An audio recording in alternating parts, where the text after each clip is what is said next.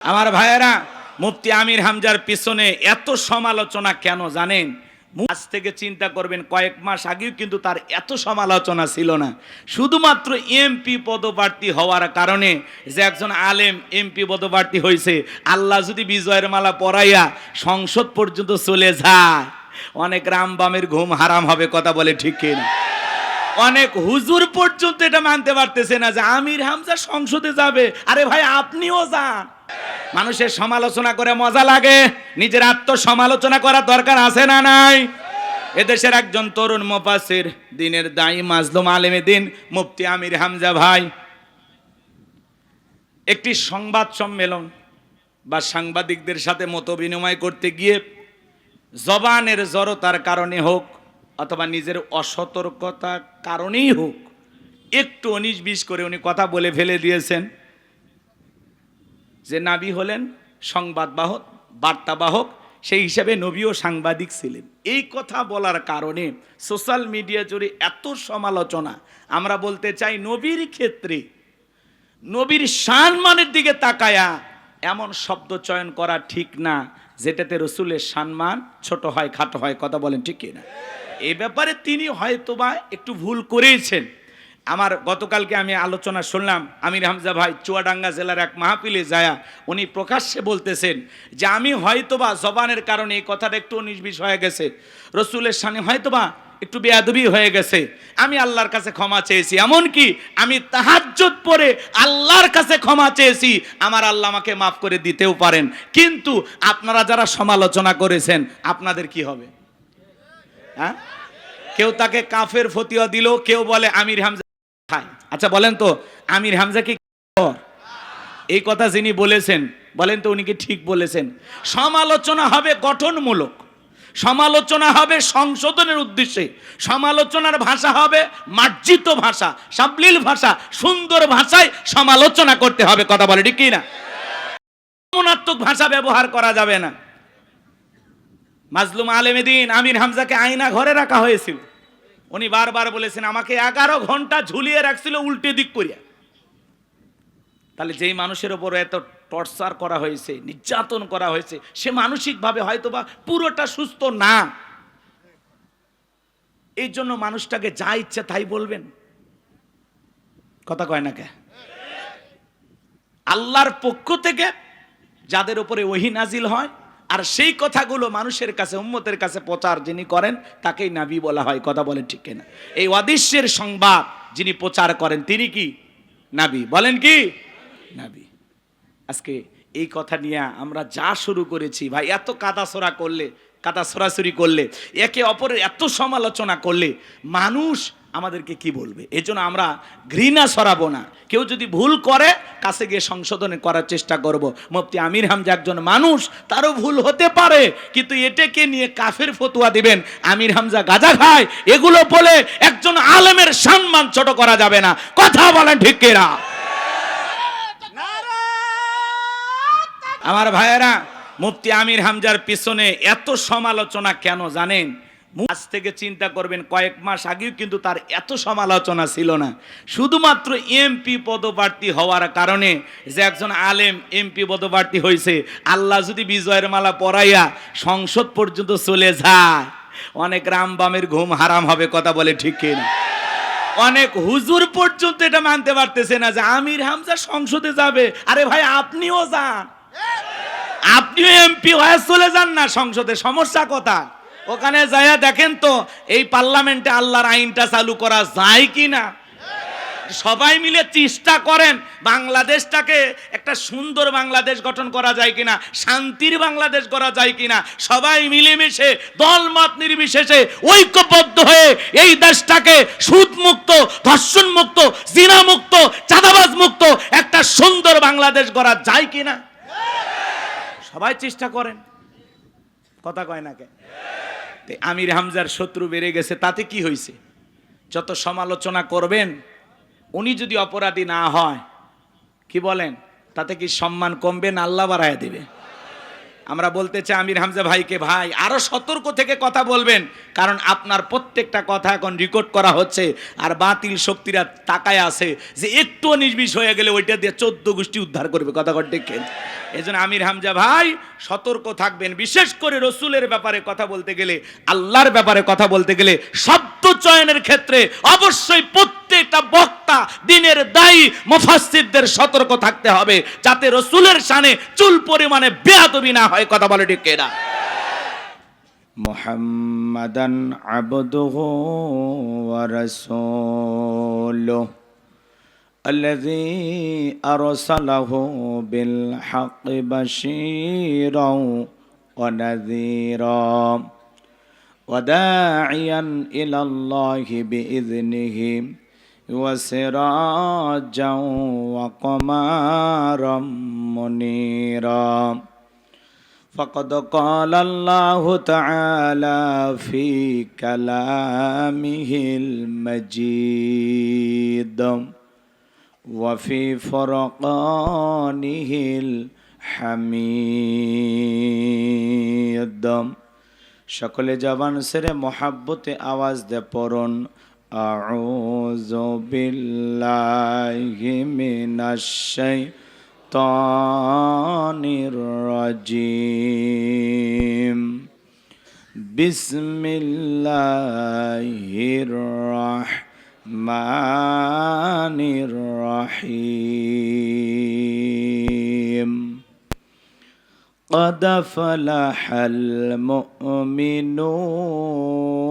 المؤمنون الذين هم في صلاتهم خاشعون يا أيها الذين آمنوا صلوا عليه وسلموا تسليما সকলে দরুদ ইব্রাহিম পড়ুন اللهم صل على محمد وعلى آل محمد كما صليت على إبراهيم وعلى آل إبراهيم إنك حميد مجيد اللهم بارك على محمد وعلى آل محمد كما باركت على إبراهيم وعلى آل إبراهيم إنك حميد مجيد হাজারো ব্যথা বেদনার পরে ফিরে আসনি তুমি আপন ঘরে দিনের আলো তুমি ছড়িয়ে দিতে চলে গেলে মদিনায় মক্কা ছেড়ে হে রাসূল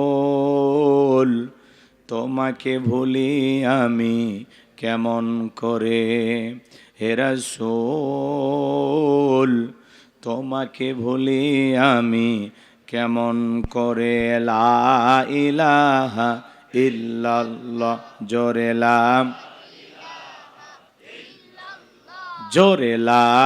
ইলাহা ইল্লাল্লাহ জোরে লা যার দিলে আছে আমার আল্লাহর ভয় যার মনে আছে আমার আল্লাহর ভয় আল্লাহ আল্লাহ সব সময় আহার নিদ্রা ভালো লাগে না এই দুনিয়া ভালো লাগে না ভালো লাগে শুধু ইল্লাল্লাহ লা ইলাহা ইল্লাল্লাহ জোরে লা ইলাহা ইল্লাল্লাহ জোরে লা ইলাহা ইল্লাল্লাহু মুহাম্মাদুর রাসূলুল্লাহ জবান ছেড়ে এক বাক্যে পড়ছি সাল্লাল্লাহু আলাইহি ওয়াসাল্লাম। বাংলাদেশের ঐতিহ্যবাহী গাজীপুর জেলার নসের মার্কেট তালিমুল কোরআন মহিলা মাদ্রাসা ও তালিমুল কোরআন হাফিজিয়া মাদ্রাসার উদ্যোগে হাফেজ ছাত্রদের পাগড়ি প্রদান উপলক্ষে সপ্তম বার্ষিক ওয়াজ মাহফিলের সম্মানিত সুযোগ্য অনারেবল প্রেসিডেন্ট জনাব মোহাম্মদ আইয়ুব আলী মোল্লা আল্লাহ পাক তার গোলামকে হায়াতে তৈয়বা সিয়াতে কুল্লিয়া দান করুন, সকলে বলুন আমিন। আজকের প্রোগ্রামের সম্মানিত প্রধান অতিথি বিশিষ্ট রাজনীতিবিদ, আপনাদের প্রিয় মানুষ, জননেতা আলহাজ মোহাম্মদ সাজ্জাদুর রহমান মামুন আল্লাহ পাক তার গোলামকে হায়াতে তৈয়বা সিয়াতে কুল্লিয়া দান করুন, সকলে বলুন আমিন। আজকের প্রোগ্রামের সম্মানিত অতিথি শেখ মোহাম্মদ সাইফুল ইসলাম সবুজ আল্লাহ পাক তার গোলামকে হায়াতে তৈয়বা সিয়াতে কুল্লিয়া দান করুন, চিল্লা বলুন আমিন। প্রধান পৃষ্ঠপোষক জনাব মোহাম্মদ মামুন খান খান সাহেবকে আল্লাহ পাক হায়াতে তৈয়বা সিয়াতে কুল্লিয়া দান করুন, সকলে বলুন আমিন। আজকের প্রোগ্রামের অন্য অন্য অতিথিবৃন্দ, আমন্ত্রিত ওলামায়ে কেরাম, কথা বলে ধন্য করেছেন মাওলানা মুফতি আব্দুল হান্নান আল মাদানী, মুফতি গাজী মাসুম বিল্লাহ, আমার পূর্বে যিনি আলোচনা রেখে ধন্য করেছেন আপনাদের সুপরিচিত বক্তা, আমার অত্যন্ত কাছের শ্রদ্ধাভাজন বড় ভাই হাফিজ মাওলানা মোহাম্মদ হেলাল উদ্দিন নুরি দামাত বারাকাতুমা আলিয়া।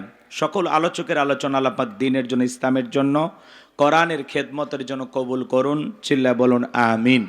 মঞ্চ উপস্থিত সম্মানিত ওলামায়ে কেরাম, সামনে বসা পিতৃ সমতুল্য মুরব্বী বাবাজিরা, কলিজার টুকরা প্রাণপ্রিয় যুবক ভাইরা, ছোট্ট ছোট্ট সোনামানিকেরা, পর্দার আড়ালের সম্মানিত অবলা সরলা আবেদা সালেহা মা ও বোনেরা, সবাইকে নিয়ে মহান রবের দরবারে কালিমাতে শুকুর আদায় করে পড়ছি আলহামদুলিল্লাহ।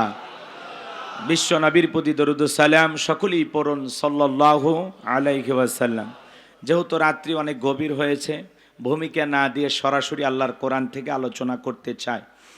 যেহেতু আপনারা কোরআন শোনার নিয়তে এসেছেন, বলেন কি শোনার নিয়তে এসেছেন? আল্লাহর এই কোরআন শোনার জন্য সবাই আসছেন? কারা কারা আল্লাহর কোরআনের কথা শোনার জন্য আসছেন হাত তুলে দেখান। লিল্লাহি তাকবীর, একটু আওয়াজ দিয়ে তাকবীর দেন। লিল্লাহি তাকবীর, আল কোরআনের আলম, আল হাদিসের আলম, দুনিয়ার মুসলিম, সারা বিশ্বের মুসলিম, আমার নেতা তোমার নেতা, আমার নেতা তোমার নেতা। লিল্লাহি তাকবীর, আল কোরআনের আলম, আল হাদিসের আলম, দুর্নীতির আলম। হাত নামান। অনেকে ঝোঁকে তালে বলেই ফেলেছেন দুর্নীতির আলো ঘরে ঘরে জ্বালো। বাংলাদেশে দুর্নীতি দমন কমিশন আছে না নাই? এরপরে দুর্নীতি কমেছে নাকি ডিজিটাল কাজে বেড়েই চলেছে? দিন যত গড়ার ছিল দুর্নীতির পাল্লা তত ভারী হচ্ছিল, কথা বলেন ঠিক কিনা? আমরা চাই আমাদের প্রিয় মাতৃ বাংলাদেশ দুর্নীতি মুক্ত আল্লাহ কবুল করুন, চিল্লা বলুন আমিন। আমরা চাই আমাদের বাংলাদেশ মাদক মুক্ত আল্লাহ কবুল করুন, চিল্লা বলুন আমিন। আমরা চাই আমাদের বাংলাদেশ যৌতুক মুক্ত আল্লাহ কবুল করুন, চিল্লা বলুন আমিন। অনেক লম্বা আলোচনা করার সুযোগ আমার হইতো যদি আপনারা সময় দিতেন, কিন্তু আসলে মাহফিলটা গোছাইতে গোছাইতে একটু কষ্ট হয়ে গেছে আপনাদের।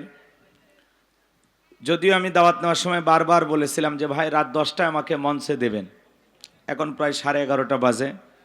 আমরা যদি 12টায় শেষ করি তাহলে সেই হিসেবে সময় আছে 25 মিনিট। এখন 25 মিনিট ওয়াজ করে যদি আমি চলে যাই, বদনাম বলেন কমিটির হবে না বক্তার? বক্তার হবে। কেউ কিচ্ছু বুঝবে না, সবাই বলবে 25 মিনিট ওয়াজ করে হাদিয়া নিয়ে মাইরে গেছে, হ্যাঁ হুজুর সেই ডাকাত, বক্তা খারাপ। অথচ আমরা এই জায়গায় কিন্তু 8:30টার পরপরই উপস্থিত হয়েছি। দাওয়াত নেওয়ার সময় আমরা প্রত্যেকটা কমিটিকেই বলে দিই যে ভাই 10টায় দেবেন, 12টায় প্রোগ্রাম শেষ, এর আগে যত আনুষ্ঠানিকতা আছে আপনারা সেরে নেবেন। কোনো কারণে এলোমেলো হয়ে যায়, আমরা পরিস্থিতির শিকার হয়ে যাই, কিছু করারও থাকে না, কিছু বলারও থাকে না, এটা আমাদেরকে মেনে নিতে হয়। তো সম্মানিত ভাইরা আমার, আমি দেখেছি মাঝে মাঝে আপনারা অনেকে বিরক্ত হচ্ছেন, অতিথি ভাইয়েরা কথা বলতেছেন। মনে রাখবেন, যারা অতিথি এই জায়গায় আসছেন আজকের মাহফিলে, পোস্টারে যাদের নাম আছে তাদের কিন্তু দাওয়াত দিয়ে আনা হয়েছে, কথা কয় না কে? আচ্ছা, দাওয়াত দিয়ে যদি কোনো মেহমানকে নিয়ে আসা হয় তার সম্মান কম না বেশি? তাহলে তাদের সাথে কি আচরণ করা লাগবে? এই যে মেহমানের সাথে কখনো খারাপ আচরণ করবেন না, এটা ভালো মানুষের কাতারে পড়ে না, ঠিক আছে? আমরা বক্তা যারা আসছি আমরা ওয়াজ করব, পাশাপাশি কিছু হাদিয়া নিয়ে চলে যাব, কিন্তু অতিথিরা ওনারা 2-1 মিনিট কথা বলবেন, পাশাপাশি মাদ্রাসার উন্নয়ন করবে, 50,000 1 লাখ যা পারেন সাধ্য অনুযায়ী দিয়ে যাবেন। ওনারা আসছেন দিতে, আমরা আসছি নিতে, কথা কি বুঝতে পারছেন? এই জন্য ওনাদেরও একটা হক আছে, কিন্তু কমিটির ভাইদের এই বিষয়গুলো সাজায় নিতে হবে, যে অতিথিদের সময় এই কয়টা থেকে এই কয়টা পর্যন্ত একটু সাজায় নেবেন, তাহলে ইনশাল্লাহ এই গ্যাঞ্জামগুলো হবে না। বিশেষ করে প্রধান বক্তা স্টেজে নিয়ে আসার আগেই অতিথিদেরকে দিতে হবে, কারণ প্রধান বক্তা দেখলে শ্রোতাদের মাথা ঠিক থাকে না, মনে করে হুজুরের দিলে মানে স্বর্গ পায়, বিশাল ব্যাপার, এরকম করা হবে না। এতে অতিথিরাও কষ্ট পায়, আমরাও কষ্ট পাই। আশা করি ভবিষ্যতে কোনো মাহফিলে গেলে অতিথি যখন কথা বলবে ভালো লাগলে শুনবেন, খারাপ লাগলে আস্তে করে উঠে চলে যাবেন, কিন্তু বেয়াদবি করবেন না, কি হয়েছে, এরকম করা যাবে? এরকম করছিল আমাদের গোবিন্দগঞ্জে একজন, ওই মাহফিলে ধমক দেওয়ার পরে আর কোনো মাহফিলে এরকম হয় নাই। এই জন্য অনুরোধের ভাষায় বলবো, মানুষ আসছে, অতিথিবৃন্দ তারা সম্মানিত মানুষ, কথা বলবেন শেষ। তবে অতিথিরা এত ভদ্র, অনেক জায়গার প্রধান অতিথি মাইক ধরলে তো আধা ঘন্টার আগে ছাড়ে না, আর ভাই 1.5 মিনিটও কথা কয়নি, কথা কয় না। তো এই জন্য ওনাদের আমরা আন্তরিক ধন্যবাদ জানিয়ে আজকের প্রোগ্রামে আলোচনা শুরু করছি। যারা চিল্লাপাল্লা করেছেন, ভবিষ্যতে কোনো মাহফিলে গেলে দয়া করে এরকম করবেন না, পরিবেশটা ঠিক রাখবেন। একটা মাহফিল সাজাইতে কমিটির ভাইদের অনেক কষ্ট হয়, অক্লান্ত পরিশ্রম হয়, আপনার সামান্য চিল্লাপাল্লা একটা বিশৃঙ্খলা, একটা পরিবেশ নষ্ট হয়ে যাবে, এরকম আমরা কখনো করব না ইনশাআল্লাহ। আর এটা কোরআনের মাহফিল, এখানে আদবের সহিত থাকা দরকার আছে না নাই? বলেন তো এটা কোরআনের মাহফিল কিনা? বিশ্বাস করেন তো ইনশাআল্লাহ? এটা জান্নাতের বাগান, জান্নাতের বাগানে আমরা চিল্লাপাল্লা করব, বিশৃঙ্খলা করব, হট্টগোল করব না। আমি আপনাদের মহাব্বত আর ভালোবাসা আপনাদের জন্য আমি 12:30 পর্যন্ত আলোচনা করতে চাই, শুনতে রাজি আছেন তো ইনশাল্লাহ? এরপরেও যদি আপনাদের ধৈর্য কুলায় আমি রাত 1টা পর্যন্ত আলোচনা করলে আমার সমস্যা নাই। যদি আপনারা থাকেন 12:30 পর্যন্ত, কারা কারা থাকবেন 2 হাত তুলে বলেন ইনশাআল্লাহ, আর একটু জোরে বলেন ইনশাআল্লাহ, হাত নামান। আর কোনো ভূমিকা নাই, যারা হাত তুলে ওয়াদা দিয়েছেন ওয়াদা ঠিক রাখবেন, কারণ ওয়াদা ভঙ্গ করা কিসের লক্ষণ? মুনাফিকের লক্ষণ। আমার বিশ্বাস গাজীপুরের মাটিতে কোনো মুনাফিকের জায়গা নাই, কথা বলে ঠিক কিনা? তাহলে সরাসরি আল্লাহর কোরআন থেকে তাফসীর হবে, শুনতে রাজি আছেন? সূরাটির নাম সূরা আল মুমিনুন, কোরআনুল কারীমের 23 নম্বর সূরা, মোট আয়াত আছে 118, রুকু আছে 6টি। বিশ্বনবীর মক্কার জিন্দেগিতে আল্লাহ তাআলা এই সূরাটি নাজিল করেছেন, 18 নম্বর পারার প্রথম সূরা, আর কোরআনুল কারীমের 23 নম্বর সূরা, সূরা নাম্বার 23, বাতিলেরা হবে 22 ইনশাআল্লাহ বলেন। তাহলে সূরার নাম কি বললাম? সূরা আল মুমিনুন। আল্লাহ পাক তার বিশ্বাসী বান্দাদের জন্য সূরা আল মুমিনুন নাজিল করেছেন। যারা অবিশ্বাসী কাফের এদের জন্য আল্লাহ পাক একটি সূরা নাজিল করেছেন, সূরার নাম কি? কুল ইয়া আইয়ুহাল কাফিরুন। যারা কাফের এদের জন্য আল্লাহ রাব্বুল আলামিন একটি সূরা নাজিল করেছেন, সূরাটির নাম কাফিরুন। অবিশ্বাসী বান্দাদের জন্য আল্লাহ পাক সূরা কাফিরুন নাজিল করেছেন। বিশ্বাসী বান্দাদের জন্য আল্লাহ রাব্বুল আলামিন সূরা আল মুমিনুন নাজিল করেছেন। যারা হলো দুদুল্যমান, 2 নৌকে পা দিয়ে চলে, মুখে বলে একটা, অন্তরে আর একটা, দুমুখ সাপ, বৃষ্টি যেই দিকে ছাতা ধরে সেই দিকে গুলালু মার্কা, সব তরকারি তো চলে, ওদের নাম কি? গাজীপুরে বসবাস করেন আর এত আস্তে কথা বললেন, আপনারা কি আমার কথাটা বুঝতে পারেন না? মুখে বলে একটা, অন্তরে আর একটা, বৃষ্টি যেদিকে ছাতা ধরে সেদিকে গুলালু মার্কা, সব জায়গাতেই চলে, ওর নাম কি গো? মাশাআল্লাহ, এইবার আওয়াজ ঠিকঠাক হয়েছে। আমি করবো আওয়াজ, আপনারা দেবেন আওয়াজ, জবাব দিবেন ঠিক ঠিক, আলোচনা হবে কমপ্লিট। শ্রোতাদের স্পিরিটে বারে বক্তার হিট, আলোচনা হবে জায়গা মতো ফিট। আগে বলতাম কিছু আজ প্যান্ডেলে, কিছু আজ অ্যাঙ্গেলে, এখন আর অ্যাঙ্গেলে না, যা বলবো সব ডাইরেক্ট। অ্যাঙ্গেলে বলার দিন শেষ, ডাইরেক্ট বলার বাংলাদেশ, কথা বলা ঠিক কিনা? মুসলমানের কখনো ভয় নাই, কথা বলা ঠিক কিনা? মুসলমান কাপুরুষের জাতি নয়, মুসলমান বীরের জাতি, কথা বলা ঠিক কিনা? বাঁচতে হলে বাঘের মতো বাঁচবো, বিড়ালের মতো বাঁচতে চাই না, কথা বলা ঠিক কিনা? মুসলমান এমন জাতি, মুসলমান যদি নারায়ে তাকবীর হুঙ্কার দিয়ে ময়দানে নামে, জালেম বেঈমানেরা পালানোর গর্ত খুঁজে পাবে না। কথা বলে ঠিক কিনা? মুসলমানের আওয়াজ দিতে হবে। একটা আওয়াজে অনেক কিছু ঘটতে পারে। কথা বলে ঠিক কিনা? সম্মানিত ভাইয়েরা আমার, একটু অপেক্ষা করেন, সামনের দিকে যাই। এই মুনাফিকদের জন্য আল্লাহ রাব্বুল আলামিন একটি সূরা নাজিল করেছেন। সূরাটির নাম হলো মুনাফিকুন। কি নাম? এই দুদুল্যমান যারা, এই চরিত্রের মানুষ যারা, এদেরকে চেনা বড় কঠিন। এদের স্বভাব হলো গাছের গোড়া কেটে মাথায় পানি ঢালে। কথা বলেন। চুপ করে থাক ধোকাবাজ, চোখে তোদের নাহি লাজ। চুপ করে থাক ধোকাবাজ, চোখে তোদের নাহি লাজ। গোড়া কেটে মাথায় ঢালো পানি, তোদের চিনি আর কতকাল করবি রে শয়তানি। মুনাফিকদের স্বভাব হলো ইসলাম নামের গাছের গোড়া কেটে মাথায় পানি ঢালে। ওরা বলে আমরা কোরআনের সাথে আছি, ইসলামের সাথে আছি। কথা কয় না? কোরআনের মাহফিলের অনুমতি দেয়, আবার সন্ধ্যেবেলায় পুলিশ পাঠায় বন্ধ করতে। কথা বলেন ঠিক কি না? দেখতে মুসলমানের মতো বলে আমরা সব সময় মানুষের ভালো চাই। রাতের আধারে নিজের হাতে মানুষ করে, আর সকালবেলা পরে ফুলের মালা দিয়ে শোক প্রকাশ করে বলে বড় ভালো লোক ছিল। ভালো লোক ছিল তো মারলি কেন? শয়তান। এজন্য মুনাফিক চেনা বড় কঠিন, ঘাপটি মেরে থাকে। কথা কয়। রসুলের পিছনে নামাজ পড়ে লোকটা যদি মুনাফিক হয়, আপনার আমার পিছনে নামাজ পড়ে তার সাথে বড়টা হবে। কথা বলে ঠিক কিনা? এজন্য মুনাফিক হইতে সাবধান। মনে রাখবেন, অমুসলিমের দ্বারা ইসলাম যতটা না ক্ষতিগ্রস্ত হয়, নামধারী মুনাফিক মার্কা মুসলমানের দ্বারা ইসলাম সবচেয়ে বেশি ক্ষতিগ্রস্ত হয়। কারণ লিবাস শুরুর দিকে বোঝা যায় না এটা মুসলমান নাকি বেঈমান, বোঝা যায় না। মুনাফিক আমাদের সুরত ধারণ করে থাকে। কথা বলে ঠিক কিনা? যাই হোক, মুনাফিকদেরকে নিয়ে আলোচনা করার সময় নাই, কাফেরদেরকে নিয়ে আলোচনা করার সময় নাই। আজকে আমি আলোচনা করব আল্লাহর ভিআইপি মুমিন বান্দাদেরকে নিয়ে। বলুন আল্লাহু আকবার। তাহলে জবান ছেড়ে সবাই একটু মহাব্বতে আমার সঙ্গে তেলাওয়াত করুন। আউযু বিল্লাহি মিনাশ শাইতানির রাজিম। বিসমিল্লাহির রাহমানির রহিম। বিতাড়িত মোর্দার শয়তানের কাছ থেকে আল্লাহ পাকের কাছে আশ্রয় প্রার্থনা চাচ্ছি। পরম করুণাময় দয়ালু আল্লাহ তাআলার নামে শুরু করছি। সূরার নাম সূরা আল মুমিনুন। বলেন কি নাম?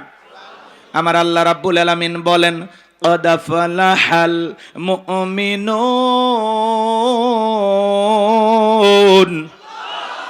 যে কোনো আয়াত বা সূরার তাফসীর করতে হলে কোন প্রেক্ষাপটে কোন সময় আল্লাহ তাআলা সেই সূরাটি বা আয়াতটি নাজিল করেছেন, সেই নাজিলের প্রেক্ষাপট জানা দরকার আছে না নাই?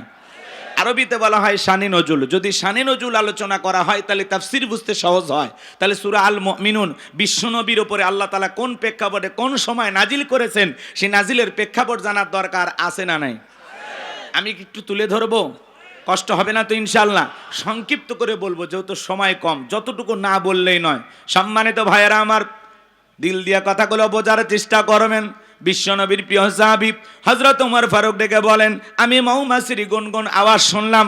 ডানে তাকায় মৌমাছি নাই, বামে তাকায় মৌমাছি নাই। বিশ্বনবীর চেহারা মোবারকের দিকে তাকায় দেখি নবীজি ফিসফিস করে কি যেন তেলাওয়াত করতেছেন। হযরত ওমর ডেকে বলেন, আমার বোঝার বাকি রইল না। আসমান থেকে নবীজির উপরে কোরআনুল কারীম নাজিল হচ্ছে, আর বিশ্বনবী কোরআনুল কারীম রিসিভ করতে ব্যস্ত। বলুন সুবহানাল্লাহ। মৌমাছির গুনগুন আওয়াজ হইলে, বনবন আওয়াজ হইলে কোরআনুল কারীম নাজিল হয়। দপ্তরি ছুটির ঘন্টায় বারে মানে টন টন আওয়াজ হইলে কোরআনুল কারীম নাজিল হয়। নবীজি যখন ঘোড়ার উপরে থাকতেন, ওই সময় যদি কোরআনুল কারীম নাজিল হইতো, ওহির ভারে ঘোড়ার পা গুলো বালুর ভিতরে ডেবে যেত। বলেন আল্লাহু আকবার। নবীজি যখন উটের ওপরে থাকতেন, ওই সময় যদি কোরআনুল কারীম নাজিল হইতো, ওই গিরভারে উটের মাথা জমিনের সঙ্গে লেগে যেত। এক সাহাবী রানের ওপরে মাথা রেখে নবীজি আরাম ফরমাচ্ছেন, ওই সময় কোরআনুল কারীম নাজিল হলো। সাহাবী ডেকে বলেন, আমার কাছে মনে হয় আমার আনটা ফেটে যাবে, আমার কাছে মনে হয় আমার আনের ওপরে পাহাড় চেপে ধরা হয়েছে। তাহলে বলেন তো বাজান, কোরআনুল কারীমের একটা আলাদা ওয়েট, আলাদা একটা ওজন আছে না নাই? জীবনের প্রথম ওহী রিসিভ করতে গিয়ে নবীজির শরীর মোবারকে জ্বর পর্যন্ত এসেছিল। 8টি পদ্ধতিতে নবীজির উপরে কোরআনুল কারীম নাজিল হইতো। দীর্ঘ 23 বছরে যেই কোরআনুল কারীম বিশ্বের উপরে, বিশ্ব নবীর উপরে নাজিল হয়েছে, বাজান গো আমার দিল দিয়া কথাগুলো বোঝার চেষ্টা করবেন। সেই কোরআন প্রত্যেকটা মুসলমানের ঘরে ঘরে আছে। এমনও মুসলমান এই জায়গায় বসে আছে 40-50 বছর বয়স হয়ে গেছে, আল্লাহর কোরআনটা কোনোদিন খুলেও দেখে নাই। এরকম কপাল পোড়াও আছে না? না। তাহলে আল্লাহ কোরআনুল কারীম কেন পাঠিয়েছেন? কোরআনের ভিতরে আল্লাহ কি বলেছেন? মুসলমান হিসেবে আমাদের জানার দরকার আছে না নাই? পড়ার দরকার আছে না নাই? কোরআন পড়বেন তো ইনশাআল্লাহ। আল্লাহ যেন আমাদের সবাইকে কোরআন পড়নেওয়ালা মানুষ হিসাবে কবুল করে নেন। জোরে বলেন আমিন। লম্বা হবে, আমি লম্বা করব না। হযরত ওমর ফারুক ডেকে বলেন, নবীজির কুরআনুল কারীম রিসিভ করা শেষ হয়ে গেল। বিশ্ব নবী সাহাবায়ে কিরামদের দিকে মুখ ঘোরায় ডেকে বলেন, আমার সাহাবীরা, এই মাত্র আসমান থেকে জিবরাইল এসে আমার উপরে সূরা আল মুমিনুনের 10টি আয়াতে কারিমা নাযিল করে জানায় দিয়ে গেলেন, নবী গো, এই 10টি আয়াতের ভিতরে আল্লাহ রাব্বুল আলামিন তার আদরের মুমিন বান্দাদের জন্য 7টি কোয়ালিটি নিয়ে আলোচনা করেছেন, 7টি গুণাবলী নিয়ে আলোচনা করেছেন। কোন মুমিন যদি এই 7টি গুণে গুণান্বিত হতে পারে, 7টি গুণ দিয়ে তার জীবনটাকে সাজাইতে পারেন, আমার আল্লাহ রাব্বুল আলামিন বলেন, উলাইকা হুমুল ওয়ারিসুন আল্লাযীনা ইয়ারিসুনাল ফিরদাউস হুম ফিহা খালিদুন।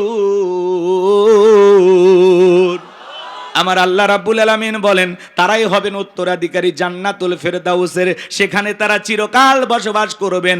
আমার আল্লাহ কোনোদিন তাদেরকে জান্নাত থেকে বের করে দেবেন না। বলুন সুবহানাল্লাহ। ভাইয়েরা আমার, দিল দিয়া কথাগুলো বোঝার চেষ্টা করবেন। বাবা মারা গেলে ওয়ারিশ সূত্রে সন্তান যেরকম বাবার সম্পত্তির ভাগ পায়, কোন মুমিন যদি এই 7টি গুণে গুণান্বিত হতে পারে, 7টি গুণ দিয়ে তার জীবনটাকে সাজাইতে পারেন, আমার আল্লাহ রাব্বুল আলামিন তাকে জান্নাতুল ফেরদাউসের ওয়ারিশ বানায়া দিবেন। বলুন সুবহানাল্লাহ। কারা কারা জান্নাতে যেতে চান? 2 হাত তুলে আল্লাহকে দেখান। আল্লাহ আমাদের সবাইকে জান্নাতি মানুষ হিসেবে কবুল করুন। জোরে বলুন আমিন। আর একটু জোরে বলুন আমিন। আরো একবার বলুন আমিন। এবার 7টা আঙ্গুল দেখান। জান্নাতে যেতে হলে কয়টা গুণাবলী? 7টি। জোরে বলেন কয়টি? আরো জোরে। জোরে হলো না, উঠেই যাবে। হ্যাঁ, একটু মিছিল করার অভ্যাস করেন। 16 বছর মিছিল করতে পারেননি, সামনে 16 বছরের কাজা আদায় করা লাগবে। হ্যাঁ, এদিক খেয়াল করেন আমার ভাইয়েরা। আল্লাহর কোন মুমিন বান্দা যদি 7টি গুণাবলী অর্জন করে কবরে যাইতে পারে, তার নামে জান্নাতুল ফেরদাউসের ভিতরে জায়গা বরাদ্দ থাকবে। সুবহানাল্লাহ বলবেন না? কোন মানুষ যদি ঢাকা উত্তরাতে একটু জমি কিনতে পারে, কথা বলেন, ঢাকা গুলশানে যদি একটা বাড়ি বানাইতে পারে, কি আনন্দ।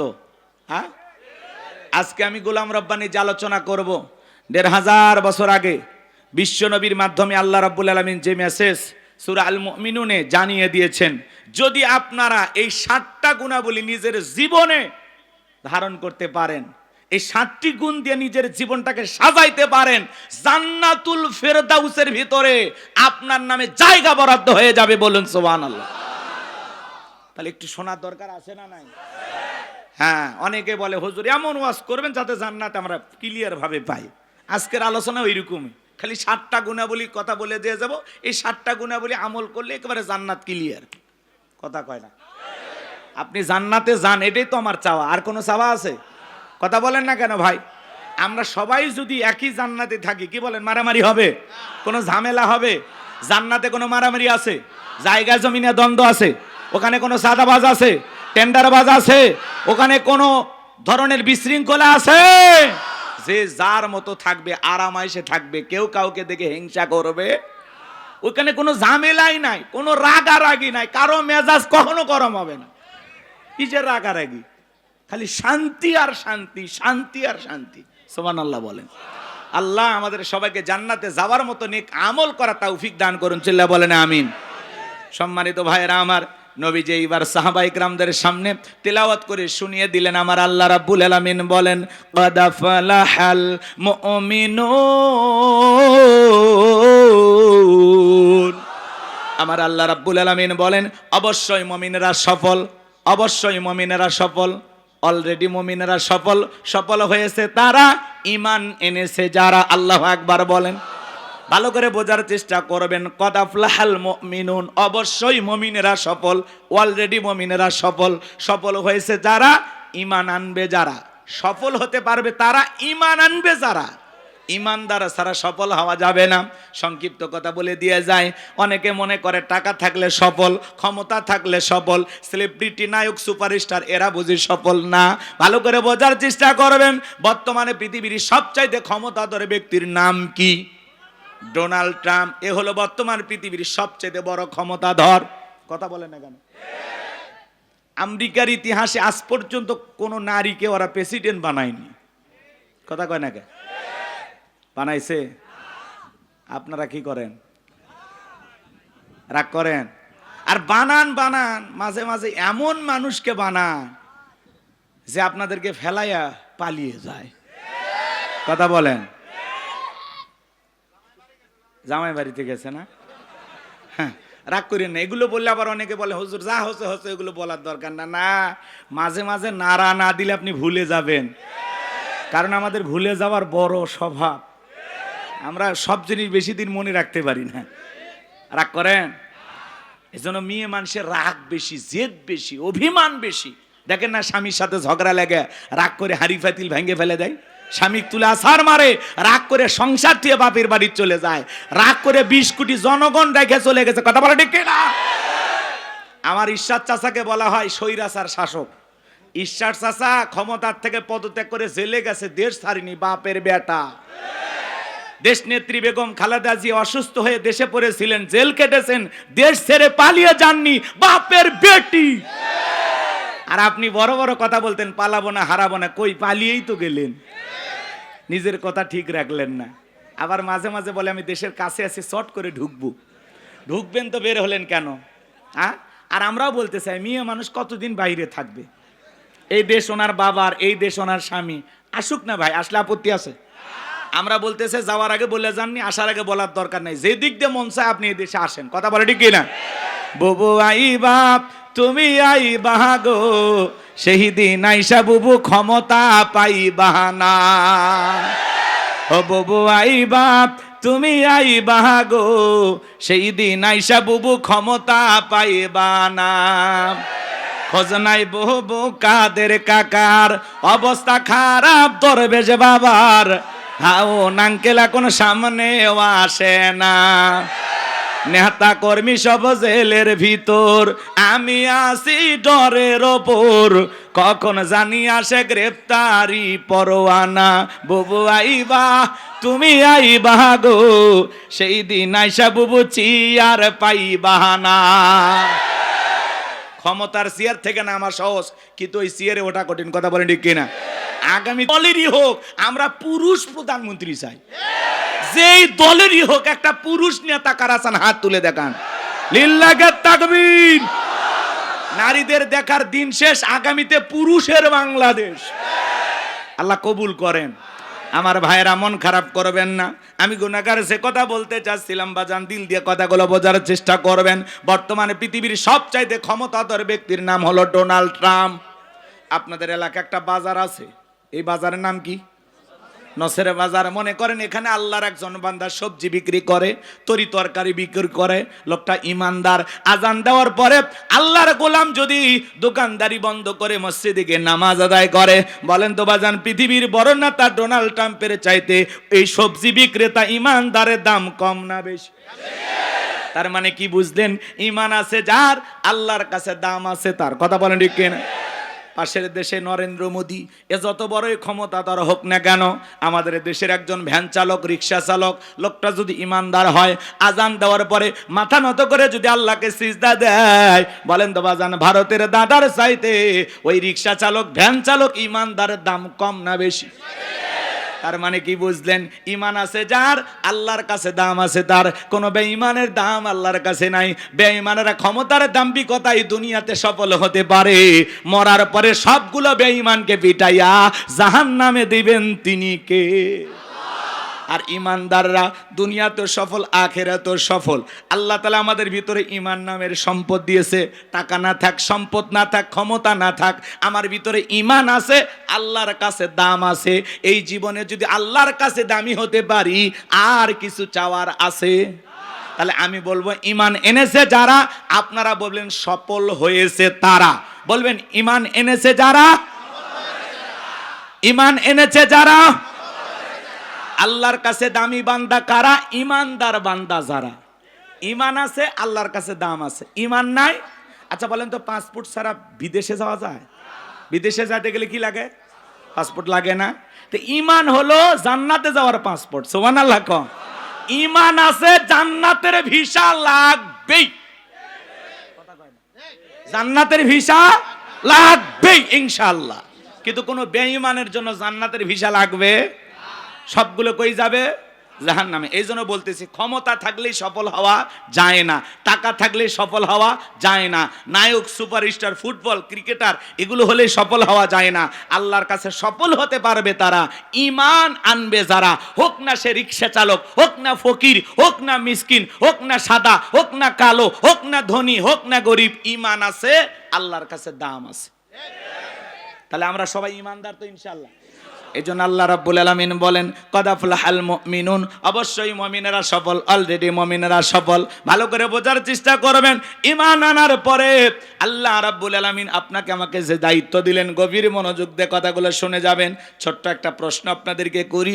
একজন অমুসলিম জোহরের নামাজের পূর্বে ঈমান গ্রহণ করেছে, ওই ব্যক্তির উপরে জোহরের সালাত আদায় করা কি? মাশাআল্লাহ, চমৎকার শ্রোতা। গাজীপুরের মানুষ তো খুব চালাক। শ্রোতারা যদি চালাক হয়, ওয়াজ করে শান্তি পাওয়া যায়। কইতে কলিকাতা বুঝে নেয়, কথা বলেন ঠিক কিনা? তাহলে ঈমান আনার পরেই মুমিন জীবনের সবচাইতে গুরুত্বপূর্ণ ইবাদতের নাম হলো নামাজ। জোরে বলেন কি? আল্লাহ পাক যখন মুমিনদের 7টি গুণাবলী, 7টি কোয়ালিটি নিয়ে আলোচনা শুরু করলেন, 1 নাম্বার আল্লাহ তাআলা সালাত দিয়ে শুরু করেছেন। বলেন আল্লাহু আকবার। যুবক যারা আছো, নিরাশ হয় না। তোমরা যুবক, আমিও যুবক, তোমাদের মনের দুঃখটাকে আমি বুঝি। তোমাদের জন্য স্পেশাল আলোচনা মাথার মেমোরিতে সেভ করা আছে, সময় মতো ডাউনলোড দিয়ে শোনায় দেবো ইনশাআল্লাহ। মা বোন যারা ওয়াজ শুনতেছেন, মা আপনারা একেবারে নিরাশ হবেন না, আপনাদের জন্য স্পেশাল কিছু আলোচনা হবে ইনশাআল্লাহ। কষ্ট হচ্ছে? তাহলে একটু সময় দেওয়া দরকার আছে না নাই? যুবকদের জন্য স্পেশাল কিছু আলোচনা হবে। মুমিন বান্দার 4 নাম্বার গুণাবলীতে যা খালি যুবকদের ওয়াজ। কার ওয়াজ? ইনশাআল্লাহ। একটু অপেক্ষা করেন বাজান গো আমার, গভীর মনোযোগ দিয়ে কথাগুলো শুনে যান। তাহলে মুমিন বান্দার 1 নাম্বার গুণাবলী, আল্লাহ রাব্বুল আলামিন বলেন আল্লাযীনা হুম ফি সালাতিহিম খাশিউন।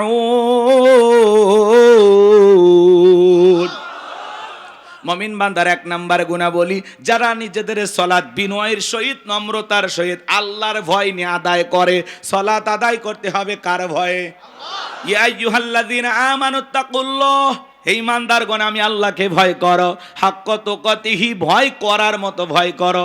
আপনি আমি যখন সালাত আদায় করার জন্য মসজিদে দাঁড়িয়ে যাব, মসজিদের ভিতরে যখন নামাজে দাঁড়িয়ে যাব, অন্তরের ভিতরে সুচিন্তা, দুশ্চিন্তা, বিবির কথা, সংসারের কথা, ব্যবসা বাণিজ্যের কথা, দুনিয়াবি কোনো চিন্তা ভাবনা মনের মধ্যে রাখা যাবে না। সব চিন্তা ভাবনা, টেনশন মসজিদের বাইরে রেখে আল্লাহর ভয় নিয়ে নামাজে দাঁড়াইতে হবে। আপনি এমন ভাবে নামাজে দাঁড়িয়ে যাবেন, মনে মনে ভয় করবেন, আমি নামাজ আদায় করতেছি, আমার আল্লাহ আমাকে দেখতেছেন।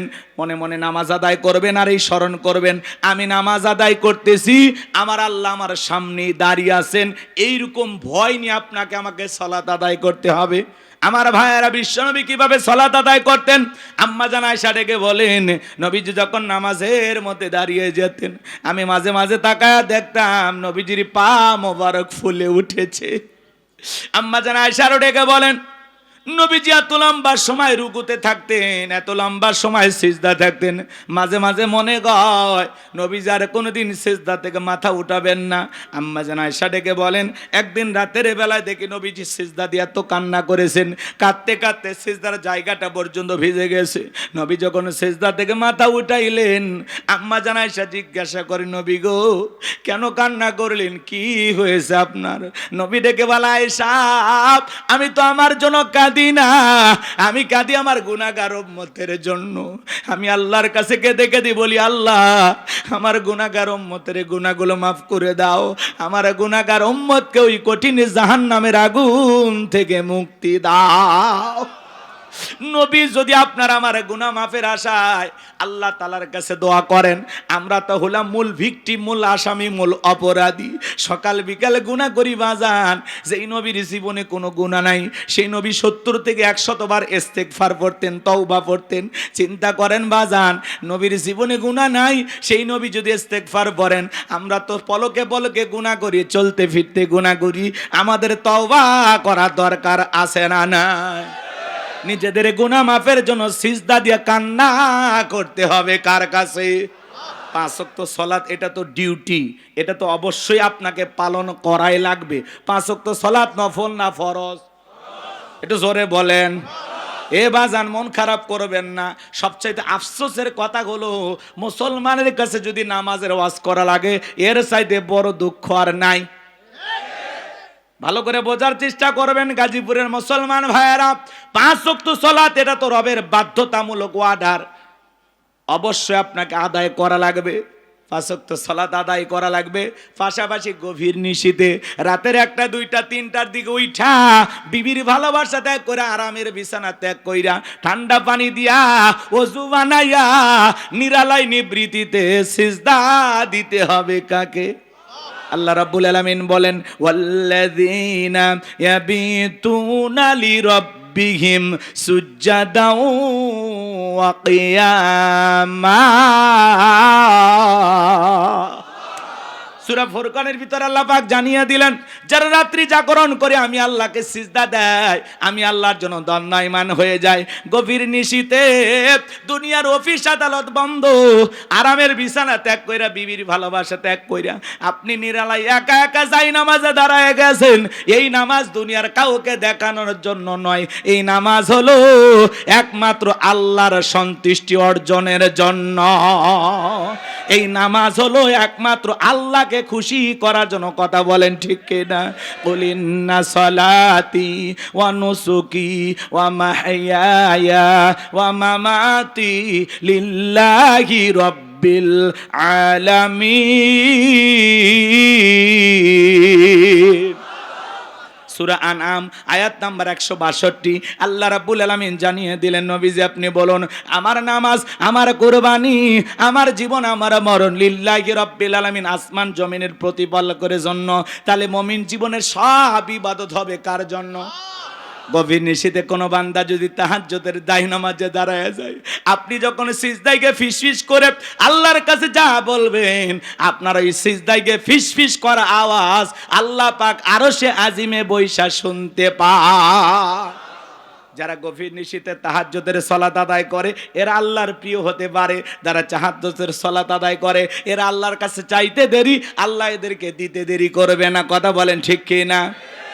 তাহলে আল্লাহর প্রিয় যারা, তারা তাহাজ্জুদের জায়নামাজে চোখের পানি ছেড়ে দিয়ে আল্লাহর কাছে কান্না করবে, জাহান্নাম থেকে বাঁচার জন্য আল্লাহর কাছে দোয়া করবে।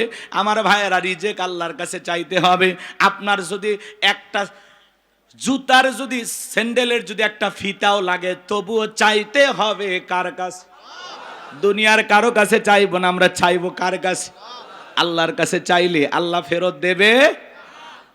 আল্লাহর কাছে কেউ চাইয়া খালি হাতে ফিরে আসতে পারে? অবশ্যই আল্লাহ তার বান্দাকে দেবেন। এজন্য বাজান গো আমার, এমন একজন আল্লাহ পেয়েছি, এমন এক আল্লাহ পেয়েছি বাজান গো আমার। পৃথিবীতে অপরাধী খোঁজা হয় শাস্তি দেওয়ার জন্য, কিন্তু আমার আল্লাহ এত দয়া, এত মায়া, আল্লাহ তার অপরাধী গুনাহগার বান্দাকে ডাক দিয়ে খোঁজে তাকে মাফ করে দেওয়ার জন্য। বান্দা গুনাহ করেছে, তওবা করে ফিরে আসলে খুশি হয় কে? আর একটু জোরে বলেন কি? আমার ভাইয়েরা, এই জন্য আল্লাহ তাআলার কাছে তওবা করে ফিরে আসতে হবে। তাহলে গভীর নিশীথে তাহাজ্জুদের নামাজ আদায় করে যারা আল্লাহর প্রিয় গোলাম হতে পারবে তারা। আল্লাহর বান্দা তাহাজ্জুদ পড়ে, আর কিছু কিছু দুষ্ট যুবক আছে ইউটিউব ইন্টারনেট ঘাটাঘাটি করে সারা রাত মোবাইলে চ্যাটিং কইরা ফজরের আজান হয় যখন, ওই হাইব্রিড যুবক ঘুমাইতে যায় তখন নামাজও পড়ে না। যুবক রে, এই ঘুম ভাঙলে সকাল, না ভাঙলে পরকাল। কথা বলেন। কেমন করে ঘুমাও তুমি ওরে গাজীপুরের যুবক, কেমন করে ঘুমাও তুমি ফজর করে কাজা, এমন তো হতে পারে ও তোমার জহরে জানাজা, এমন তো হতে পারে ও তোমার জহরে জানাজা। যুবক এখনো সময় আছে, ফিরে আসার দরকার আছে না নাই? ফজর পরে ঘুমানোর দরকার আছে না নাই? ফজর পরে তাড়াহুড়া করে ঘুমাবেন না, কিছু সময় একটু হাঁটা চলাচল করবেন, এরপরে 1-1.5-2 ঘন্টা দেরি করে ঘুমাবেন। ফজর পরেই ঘুমাবেন না, একটু সময় নিয়ে চলাচল করবেন, কোরআন তেলাওয়াত করবেন, জিকির করবেন, এরপরে ঘুমাবেন ইনশাআল্লাহ। কষ্ট হচ্ছে আমার কথা, কি বিরক্ত হচ্ছেন আপনারা? তাহলে মুমিন বান্দার 1 নাম্বার গুণাবলী, আল্লাযীনা হুম ফি সলাতিহিম খাশিউন, যারা নিজেদের সালাত বিনয়ের সহিত নম্রতার সহিত আল্লাহর ভয় নিয়ে আদায় করে। নামাজের মতো আদায় করা লাগবে বাজান গো আমার, নামাজ যেমন তেমন আদায় করলে হবে না। জোহরের 4 রাকাত সুন্নত, ইমাম আর মুসল্লি একসাথে নিয়ত বিদেছে, ইমামের 2 রাকাত হওয়ার আগে মুসল্লি 4 রাকাত শেষ। হুজুর এবার জিজ্ঞাসা করেছে, বাজান আমার 2 রাকাত হয় না, আপনার 4 রাকাত হয়ে গেল। বলে হুজুর আপনাদের চর্চা কম। এক মুরব্বী চাচা এত তাড়াহুড়া করে ওযু করছে বাজান, এক ঠ্যাং না ধুয়ে মসজিদে ঢুকছে। তাই সালাম মসজিদ পিছলাকায়, চাচা একদিক লঙ্গি একদিক, তাও বলে আল্লাহু আকবার। মানুষ বলে চাচা আগে লঙ্গি ঠিক করেন, কয় না আগে জামাত ধরি। এরকম লোক আছে না নাই? নামাজের ব্যাপারে তাড়াহুড়ো করে, 2 রাকাত নামাজ 2 মিনিটে শেষ। 4G 5G গতির নামাজি আছে না নাই? বিশেষ করে যখন রমাদান আসে, এই রমজান মাসে যখন তারাবির নামাজ পড়ে 20 রাকাত 16 মিনিটেই শেষ। আছে না না? এরা খালি মাস এদিক খেয়াল করেন, তারাবি পড়ার সময় খালি আলহামদু এটা বোঝা যায়, আর শেষে দোয়াল্লিন বোঝা যায়। মাঝখানে কি যে ভূমিকম্প হয়েছে, নেপালের ভূমিকম্প ফেল। এরকম হুজুর আছে না নাই? এটা নামাজ না তামাশা? এরকম নামাজ আদায় করলে আল্লাহর দরবারে কবুল হওয়া দূরের কথা, মসজিদের ছাদের উপর উঠবে না। নামাজ না তামাশা করলে হবে না। নামাজ পড়া লাগবে কিভাবে? ধীরস্থির ভাবে। কিভাবে নামাজ আদায় করবেন? আপনি জহরে নামাজ আদায় করতেছেন, ভালো করে বোঝার চেষ্টা করবেন। একজন ফাঁসির আসামিকে যদি বলা হয় রাত 10টা বাজে 12টায় তোমার ফাঁসি, লোকটা যদি ইমানদার হয় কি বলেন? নাচানাচি করবে? অবশ্যই সে ওযু বানায় নামাজের মধ্যে দাঁড়ায় যাবে। মনে রাখবেন, ফাঁসির আসামি যেমন জীবনের শেষ মনে করে নামাজ আদায় করে, ওই দিনের নামাজটা বড় সুন্দর হয়। প্রত্যেকটা ওয়াক্তে নামাজ আদায় করবেন, আর মনে মনে করবেন এই জহরের নামাজ আমার জীবনের শেষ নামাজ, আমি আসর পর্যন্ত নাও বেঁচে থাকতে পারি। এইরকম ভেবে নামাজ আদায় করা লাগবে। আমাদের সমাজে মসজিদগুলো জুমার নামাজে লোকের জায়গা হয় না, মসজিদ ভাঙা 2 তালা 3 তালা করা হয়। কথা কন। আর ফজরের নামাজের সময় 1 কাতার মুসল্লিও পাওয়া যায় না। এমন মসজিদ আছে মুয়াজ্জিন একাই আজান দিয়ে একাই নামাজ পড়ে। আর রাসূলের জামানায় জুমার নামাজের সময় মসজিদ যেমন কানায় কানায় পূর্ণ ছিল, ফজরের নামাজের সময় মসজিদ কানায় কানায় পূর্ণ ছিল। বলুন সুবহানাল্লাহ। সোনার মক্কা মদিনা আল্লাহ তাআলা গোলামকে নিয়েছিলাম, এবছরে হজে গিয়েছিলাম। ফজরের নামাজের সময়ও মসজিদ যেরকম দেখি, জহর আসর মাগরিবের সাথে যেরকম দেখি, জুমার দিনে একই রকম দেখি। লক্ষ লক্ষ মুসল্লি নামাজ আদায় করতেছে, বলেন আল্লাহু আকবার। আর এই দেশে খালি জুমার নামাজের মুসল্লি পাওয়া যায় 2 রাকাত, সপ্তাহে মাত্র 2 রাকাত। কোন হুজুর কইছে গো খালি 2 রাকাত পড়ে জান্নাতে যাবেন? হ্যাঁ, আপনি জুমার 2 রাকাত নামাজ আদায় করলেন, মনে করলেন আজকে জুমার নামাজ আদায় করা কি ফরজ, তাহলে আসর কথা কয় না, মাগরিব, এশা, ফজর, এগুলোর গুরুত্ব নাই কেন বলেন? এগুলোর গুরুত্ব নাই কেন আপনার কাছে? আপনি কি মুসলমান দাবি করেন? ভালো হয়ে যান, এখনো সময় আছে, ভালো হয়ে যান। নিজের বিবেককে প্রশ্ন করেন, আমি যেভাবে আল্লাহর গোলামি করতেছি আসলে কি এই গোলামির দ্বারা জান্নাতে যেতে পারবো? আমি যেভাবে গোলামি করতেছি আমার আল্লাহ কি আমার গোলামি দেখে খুশি? একটু নিজেকে নিজেই প্রশ্ন করবেন। এই যুবক, এই বসে যান। বাপ বেটা কি চলে যাওয়ার নিয়ত করছেন? এখনো কিন্তু 12:30 বাজেনি। রাগ করতেছেন আপনারা? গভীর মনোযোগ দিয়ে কথাগুলো শুনে যান বাজান। নামাজের কথা বললে অনেকের কাছে ভালো লাগবে না, কারণ সবাই নামাজ পড়ে। সবাই নামাজ পছন্দ করে? ভালো করে বোঝার চেষ্টা করবেন বাজান। এমন ভাবে নামাজ আদায় করবেন প্রত্যেকটা ওয়াক্তে, মনে রাখবেন নামাজের মতো যদি নামাজ আদায় করতে পারেন, আপনার জীবনের সালাতগুলো যদি আল্লাহর দরবারে কবুল হয়, তাহলে রুকুর মতো রুকু করা লাগবে একটু সময় নিয়ে, সিজদা করা লাগবে একটু সময় নিয়ে। শুধু তাড়াহুড়ো করে নামাজ আদায় করলে হবে না। নবীজির সাহাবীরা কিভাবে নামাজ আদায় করতেন? মরুভূমিতে সাহাবায়ে কেরাম নামাজে দাঁড়িয়ে গেছেন, ওই মরুভূমির পাখিগুলো খেজুর গাছ মনে করে সাহাবায়ে কেরামদের মাথার উপরে, কাঁধের উপরে বসে থাকতো। নবীর সাহাবীরা নামাজে এত মনোযোগ, কাঁধে পাখি পড়ে থাকে, তারপরেও তারা টের পাইতো না। কাফেররা দেখে বলতো এগুলো মানুষ না মূর্তি, পাখি পড়ে আছে, তারপরে নড়ে না চড়ে না। বলেন আল্লাহু আকবার। আর আপনার আমার গায়ে পাখি পড়া তো দূরের কথা, একটা মশা পড়লে এই হাত এই জায়গায় নিয়ে যা, আগে মশা মারে তারপরে সূরা ধরে। কথা বলেন ঠিক কি না? পায়ে যদি মশা পড়ে এক ঠ্যাং আর এক ঠ্যাঙের ওপর দিয়ে বলে খাবু খা। নামাজ পড়তে পড়তে 5টা মশা খতম। কি বলেন? এরকম আছে না নাই?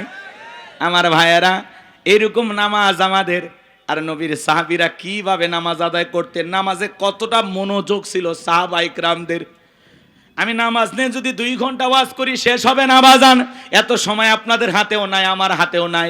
শুধু অনুরোধের ভাষায় একটি কথা আপনাদেরকে বলে যাই, বলেন তো বাজান, নিয়মিত আমাদের নামাজ আদায় করা দরকার আছে না নাই? জিহাদের ময়দানে নবীজি রাতের বেলায় 2 জন সাহাবীকে পাহারাদার নিযুক্ত করলেন। এইবার 2 জন সাহাবী দাঁড়িয়ে পাহারা দিতেছেন। এক সাহাবী আর এক সাহাবীকে ডেকে বলতেছেন, ভাই খামাকা 2 জন রাত জায়গা লাভ কি? আপনি বিশ্রাম করেন, আমি পাহারা দেই, আবার আমি বিশ্রাম করব, আপনি পাহারা দেবেন। ডিউটিটা তারা ভাগ করে নিলেন।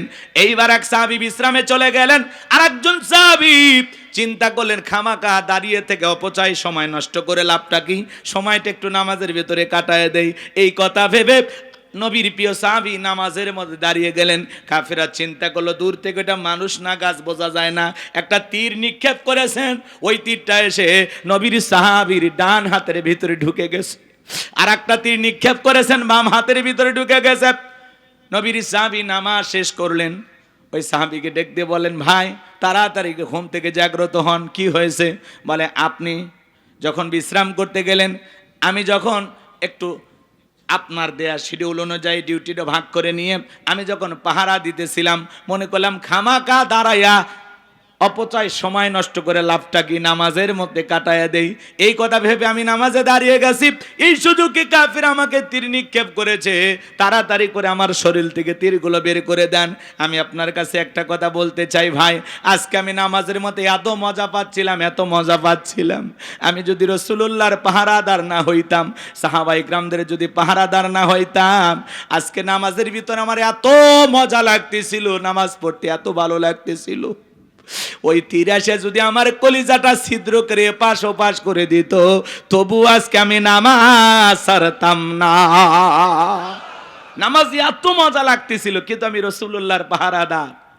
আমি যদি নামাজের সময়টা কাটায় দেই, এই সুযোগে কাফের আক্রমণ করে যদি নবীকে হত্যা করে, আল্লাহর কাছে কিয়ামতে কি জবাব দেব? এই জন্য আমি দ্রুত নামাজটা শেষ করলাম। তীর এসে ঢুকে গেছে, এরপরেও নামাজ ছাড়ে না। আর নামাজ পড়তে কি মজা লাগতেছিল, বলে তীরটা যদি কলিজায় লাগতো, তবু আজকে আমি নামাজ ছাড়তাম না। এত নামাজের ভিতরে স্বাদ পাইছে, সুবহানাল্লাহ বলেন। আর আমরা মসজিদে ঢুকতে দেরি, বেরোতে দেরি নাই, মসজিদে মনে হয় মন থাকতেই চায় না। কথা বলে না কেন আপনারা? টাইম দেখে যায় 1-2 মিনিট 19-20 হয়ে গেলে নামাজ 1:30 জামাত শুরু হওয়ার কথা, 1 মিনিট একটু এদিক সেদিক হলে হুজুর টাইমটা দেখেন। আমরা ব্যবসায়ী মানুষ না, নসের মার্কেটে আমাদের ব্যবসা। এ ভাই আপনারা জান রাগ করিয়ে না, এটা উদাহরণ, এক্সাম্পল দিচ্ছি কথা বোঝানোর জন্য। কত ব্যস্ততা থাকে, কত কাস্টমার এসে বৈশা আছে, আর আপনি 1 মিনিট খাইয়ে ফেলে দিলেন। আল্লাহর ঘরে যায় 1 মিনিট সময়, 10 মিনিট সময় যদি অতিরিক্ত কেটে যায়, বলেন তো বাজান সওয়াব হবে না গুনাহ হবে? কিছুই না করেন, অন্তত ওই 10 মিনিট দুনিয়াবি গুনাহ থেকে বেঁচে থাকলেন, তা আপনি এত অস্থির হন কেন মসজিদে যায়? আপনার পা মনে হয় দড়ি দিয়ে বাঁধা যায় না? জুমার নামাজে 2 রাকাত খালি সালাম ফিরাতে দেরি, বাকিগুলো একেবারে উপরতলা থেকে নিচতলা থেকে জুতার ফ্যাট ফ্যাট এমন অবস্থা। সুন্নত আর পড়ার দরকার নেই। আমি অবশ্য অনেকে মনে মনে ভাবি এরা মনে হয় সুন্নত বাড়ির যে বোক সাথে নিয়ে পড়ে। হ্যাঁ, এরকম আছে না নাই? আপনি জুমার 2 রাকাত ফরজ পড়লেন, এরপরে যে 4 রাকাত সুন্নত আছে পড়ার দরকার নাই, তো পড়লেন কই? আল্লাহ হেদায়েত দান করেন। আজ থেকে ওয়াদা দেন, কারা কারা 5 ওয়াক্ত সালাত সঠিকভাবে বিনয়ের সহিত নম্রতার সহিত আল্লাহর ভয় আদায় করবেন, হাত তুলে দেখান। আল্লাহ আমাদের সবাইকে 5 ওয়াক্ত নামাজি বানায় দেন। একটু জোরে বলেন আমিন, আর একটু জোরে বলেন আমিন। এইবার মুমিন বান্দার 2 নাম্বার গুনাবলী, ওয়াল্লাযীনা হুম আনিল লাগবি মুরিদুন। মুমিন বান্দার 2 নাম্বার গুনাবলী, অনার্থক কথাবার্তা বলা যাবে না। এক জায়গায় বসে 2-3 ঘন্টা গল্প, অমুক খারাপ তমুক খারাপ, এ ভালো না সে ভালো না, মনে হয় গীবত কমিটির সভাপতি সেক্রেটারি বসে গেছে। কথা কন নাকি আপনারা? মানুষের সমালোচনা করে মজা লাগে, নিজের আত্মসমালোচনা করার দরকার আছে না নাই? এদেশের একজন তরুণ মুফাসসির, দ্বীনের দায়ী, মাজলুম আলেমে দ্বীন মুফতি আমির হামজা ভাই একটি সংবাদ সম্মেলন বা সাংবাদিকদের সাথে মত বিনিময় করতে গিয়ে জবানের জড়তার কারণে হোক অথবা নিজের অসতর্কতার কারণেই হোক একটু 19-20 করে উনি কথা বলে ফেলে দিয়েছেন যে নবী হলেন সংবাদবাহক, বার্তাবাহক, সেই হিসাবে নবীও সাংবাদিক ছিলেন। এই কথা বলার কারণে সোশ্যাল মিডিয়া জুড়ে এত সমালোচনা। আমরা বলতে চাই নবীর ক্ষেত্রে নবীর সম্মানের দিকে তাকায়া এমন শব্দ চয়ন করা ঠিক না যেটাতে রসুলের সম্মান ছোট হয়, খাটো হয়। কথা বলেন ঠিক কি না? এই ব্যাপারে তিনি হয়তোবা একটু ভুল করেছেন। আমার গতকালকে আমি আলোচনা শুনলাম, আমির হামজা ভাই চুয়াডাঙ্গা জেলার এক মাহফিলে যায়া উনি প্রকাশ্যে বলতেছেন যে আমি হয়তোবা জবানের কারণে এই কথাটা একটু 19-20 হয়ে গেছে, রসুলের সামনে হয়তোবা একটু বেয়াদবি হয়ে গেছে, আমি আল্লাহর কাছে ক্ষমা চেয়েছি। এমনকি আমি তাহাজ্জুদ পড়ে আল্লাহর কাছে ক্ষমা চেয়েছি, আমার আল্লাহ আমাকে মাফ করে দিতেও পারেন। কিন্তু আপনারা যারা সমালোচনা করেছেন আপনাদের কি হবে? হ্যাঁ, কেউ তাকে কাফের ফতোয়া দিল, কেউ বলে আমির হামজা খায়। আচ্ছা বলেন তো, আমির হামজা কি খর? এই কথা যিনি বলেছেন বলেন তো উনি কি ঠিক বলেছেন?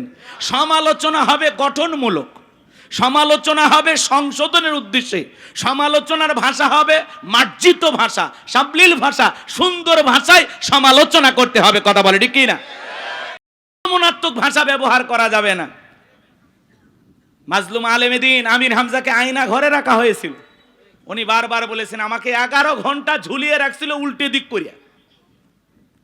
তাহলে যেই মানুষের উপর এত টর্চার করা হয়েছে, নির্যাতন করা হয়েছে, সে মানসিকভাবে হয়তোবা পুরোটা সুস্থ না। এই জন্য মানুষটাকে যা ইচ্ছে তাই বলবেন? কথা কয় না কে? আল্লাহর পক্ষ থেকে যাদের উপরে ওহী নাজিল হয় আর সেই কথাগুলো মানুষের কাছে, উম্মতের কাছে প্রচার যিনি করেন তাকেই নবী বলা হয়। কথা বলেন ঠিক কিনা? এই অদৃশ্যের সংবাদ যিনি প্রচার করেন তিনি কি নবী? বলেন কি নবী? আজকে এই কথা নিয়ে আমরা যা শুরু করেছি ভাই, এত কাদাছড়া করলে, কাদা ছড়াছড়ি করলে, একে অপরের এত সমালোচনা করলে মানুষ আমাদেরকে কি বলবে? এজন্য আমরা ঘৃণা ছড়াবো না। কেউ যদি ভুল করে কাছে গিয়ে সংশোধন করার চেষ্টা করব। মুফতি আমির হামজা একজন মানুষ, তারও ভুল হতে পারে, কিন্তু এটাকে নিয়ে কাফের ফতোয়া দিবেন, আমির হামজা গাঁজা খায়, এগুলো বলে একজন আলেমের সম্মান ছোট করা যাবে না। কথা বলেন ঠিক কিনা? আমার ভাইয়েরা, মুফতি আমির হামজার পিছনে এত সমালোচনা কেন জানেন? আজ থেকে চিন্তা করবেন, কয়েক মাস আগেও কিন্তু তার এত সমালোচনা ছিল না। শুধুমাত্র এমপি পদপ্রার্থী হওয়ার কারণে যে একজন আলেম এমপি পদপ্রার্থী হয়েছে, আল্লাহ যদি বিজয়ের মালা পরাইয়া সংসদ পর্যন্ত চলে যায়, অনেক রামবামের ঘুম হারাম হবে। কথা বলে ঠিক কিনা?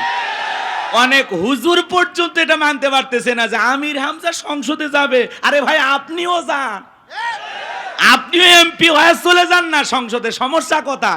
ওখানে যায়া দেখেন তো এই পার্লামেন্টে আল্লাহর আইনটা চালু করা যায় কি না।